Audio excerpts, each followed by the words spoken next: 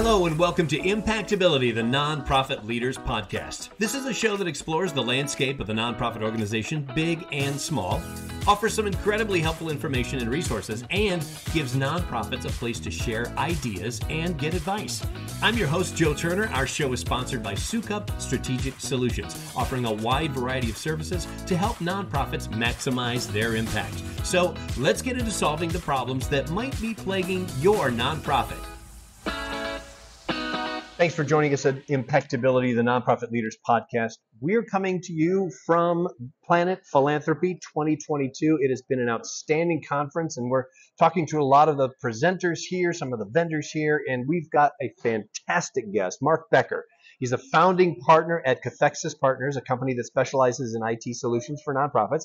He's been an IT consultant for a lot of years, which reminds me to ask him about a pop-up I keep getting on my laptop, but that's another story. He is a graduate of the University of Illinois Springfield, and he's here at Planet Philanthropy, just presented a little bit ago. Mark, welcome to Impactability. Thanks, Joe. Great to be here. It is great to have you. So much ground to cover with the things that you specialize in, and I think we might need to maybe do a part two someday, because this is going to be good stuff. Let's dig right in. CRM and CMS software solutions help nonprofits maximize existing tools. They assess and identify gaps, which is very important, find the best strategies to accomplish their missions. So let's dig into like peer-to-peer fundraising. What is it? How do we do it? What is the success rate? Love it. Love the topic. So peer-to-peer fundraising is kind of what it sounds like. One person signs up to support a campaign or do an event like a 5K, for example. That's probably the best example, easiest example. They register to participate and commit to do the 5K, but they also commit to fundraising. So then they reach out to their contacts, their peers, family members, friends, anybody they might know, and ask them to support them in support of this cause and this mission.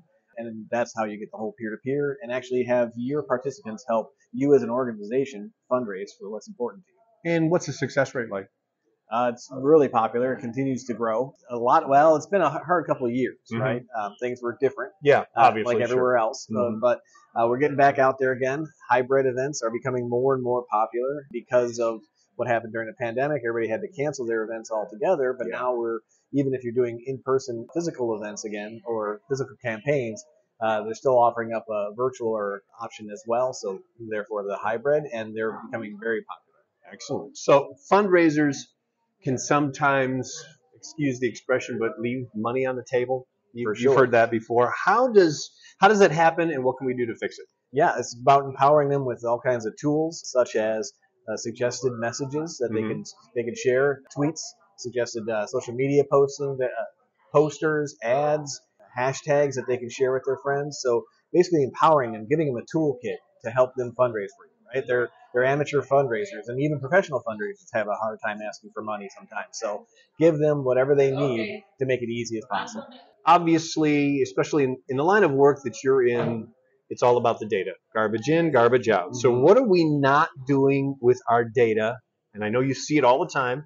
What are we not doing that we need to change ASAP? Right. Regardless of what your platform is, your vendor, doesn't matter. Maintenance. Like you said, garbage in, garbage out. Yep. So take the time to enter, make sure that everybody's entering data the same way.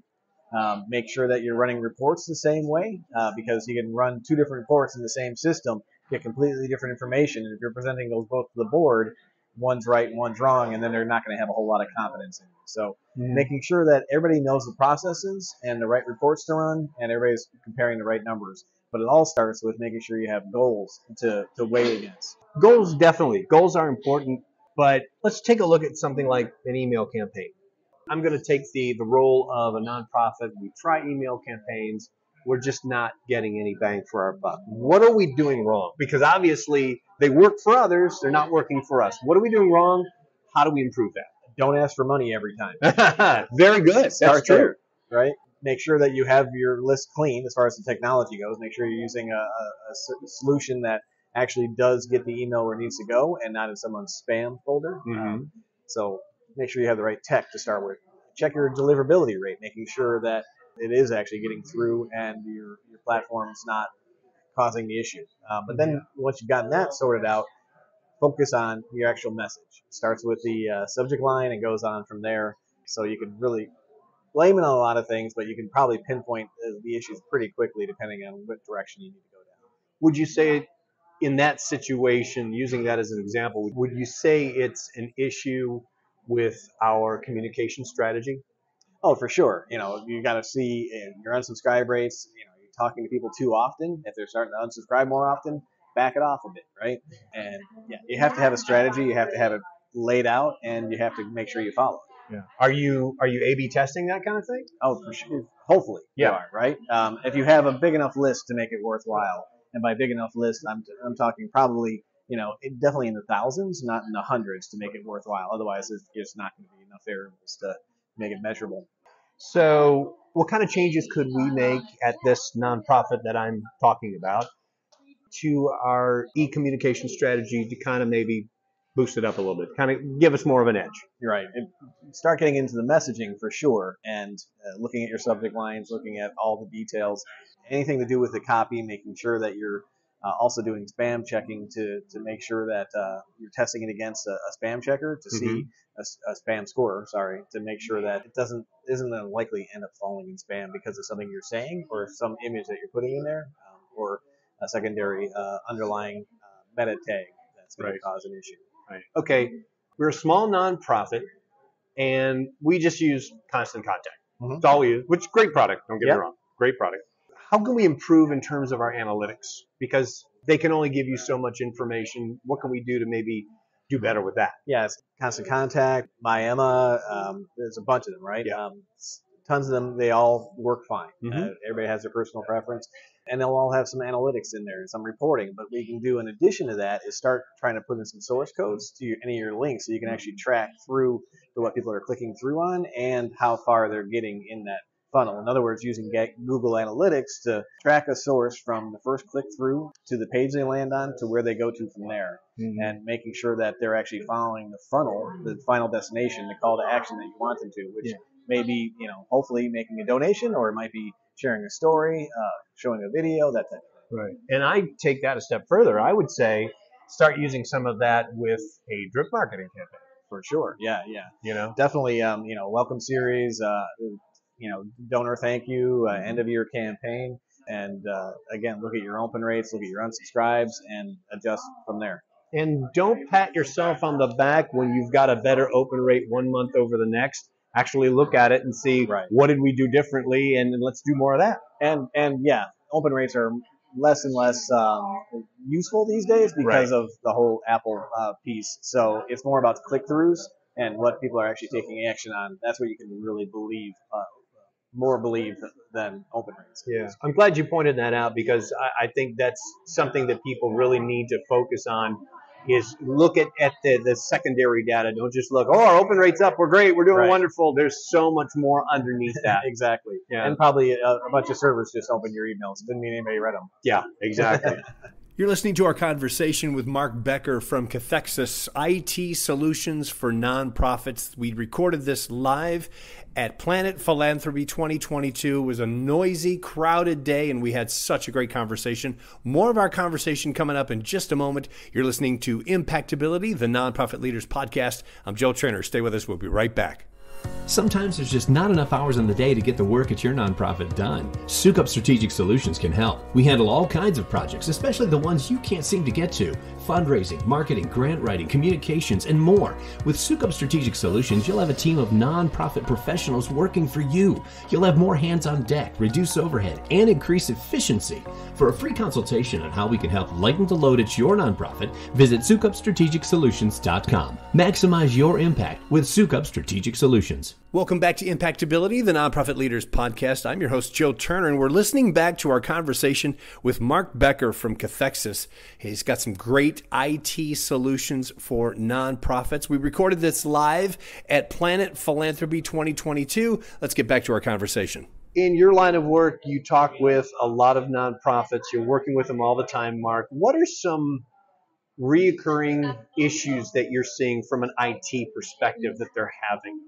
Sure. That they need to address. Yeah. I mean, there's plenty of back office, back of house kind of things, just their own sharing technology, their own computer equipment, that type of thing. But, really front of house, it's all about their CRM and their donor databases. And, quite often there's, especially with the great resignation going on, there's so much turnover and they get new staff in. Right. Hey, are we doing it right? What was this person doing? Are these constituent codes making any sense? So we've been doing a lot of audits lately and helping people look at their environment, look at their processes, and making sure that, you know, they're doing the most efficient use with the technology they have. Yeah, totally agree with you on that.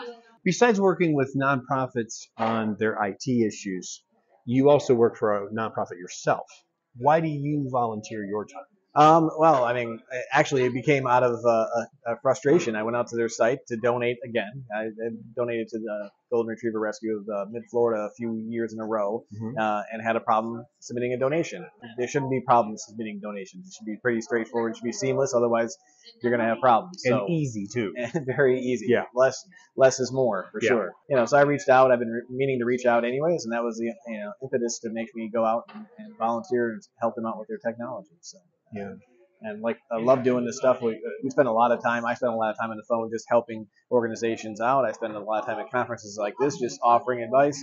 And I think, you know, it's all about karma. You know, you do offer up good things and good things will come back to you. Yeah. Is there a question that I didn't ask you that you would like to say to the nonprofits listening, hey, you need to do this now? I think some version of, you know, regardless of your size, you know, there's a solution out there, and it doesn't have to be biting off everything at one time. Some version of that, you know, no matter how small you are, technology is important, and it doesn't have to be out of your grasp just because of your size or your demographic. You know, some version of that, if that fits.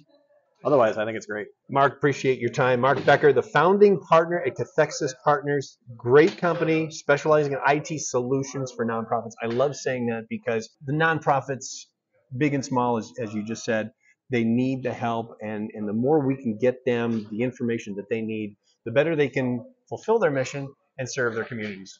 Very well said. Yeah. Thanks, Mark, Joe. thank you for your time. Appreciate Thank it. you. All right.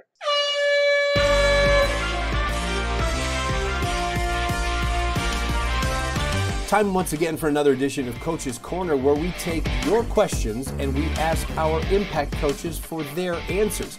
And as you know, we had a nice microphone set up at Planet Philanthropy, and we've got a bunch of questions. And this week, another great question. PJ Lang from PJL Associates. The question that I get asked, what do I do if I've got a board member and they're not giving? I hope you could hear that. Let me repeat it. What do I do if I have a board member and they're not giving? Fantastic question, PJ. Thank you. And now I'll introduce Peggy Munson, who is this week's Impact Coach. Peggy, great question. You have only 5 minutes on Coach's Corner to answer the question, and your 5 minutes begins right now. It is a great question and a big question. A board member who's passionate about fundraising is as important as one who is passionate about your mission and vision and programs. So if a board member is unwilling to help raise money for the organization, I think there are 3 big questions to address. And it relates to where that board member is on the fundraising spectrum. So number 1, what is the organization's giving culture? Number 2, does the donor have an understanding of what fundraising is and what it is not? 3, does the organization have outlets for converting the passion for programs to passion for fundraising? So let me go back to number 1. I think it's important for you to assess the culture of giving in the organization. Are they structured for success? Does the board have knowledge and expertise in governance and financial sustainability? Is there a committee structure for development? Is there a strategic fundraising goal, an objective plan, and a calendar for doing that? Is there a development staff?